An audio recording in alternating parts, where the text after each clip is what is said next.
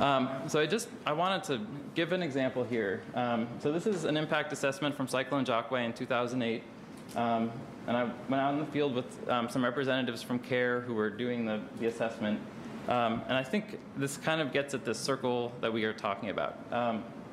So what happened as a result of the cyclone, it essentially melted the homes from the ground up. The homes in this part of Mozambique, which is near Nampula, if anyone is familiar with it.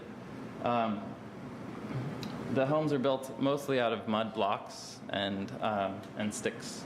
And the rains it wasn't a windy event, it was more a wet, rainy event, and it essentially melted the homes from the bottom up. The big issue, a lot of the building materials that get used for the roof structures and for some of the walls is mangrove wood. And we actually met with one of the local officials and asked them, is mangrove wood used in home construction? He said, well, it is, but it's illegal. They shouldn't be doing this. And they said, we asked, where are people getting it? And he said, oh, well, there's actually a mangrove wood market right behind this building. So we went right behind the building, and voila, it's just massive amounts of mangrove wood. And there's a saying that in the 2 months after a disaster, people will use the amount of materials that took about 20 years to rebuild their infrastructure. So you get this really intense pressure on building materials. In terms of the circle, you have the mangrove wood is pulled obviously from mangroves, which are the basis of what people's major livelihoods consist of, right? They're fishermen. The fish nursing areas are the mangroves, and so without them, they're making themselves vulnerable from a food security perspective, which makes them more vulnerable to the next disaster, which will inevitably come, and then you get this vicious cycle. A question for this group is, what role does impact assessment play? And I mentioned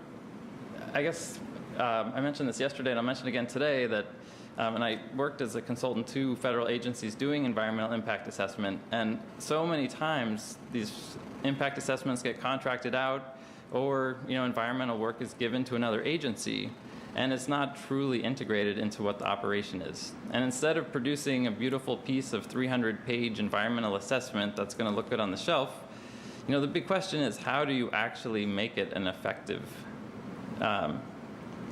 tool? And is it an effective tool in the actual planning, writing, research, development of it? Or is it an effective tool once it's complete? And how do we incorporate the climate change uncertainties that exist? It's a big question. And the other thing I just want to mention too is just to invite people from all different organizations that are here to work collaboratively with the other people sitting at your table. And I know it's something we always tend to talk about, but there's obviously a lot of knowledge and data between agencies, even at the field level. I would encourage that. So that's it.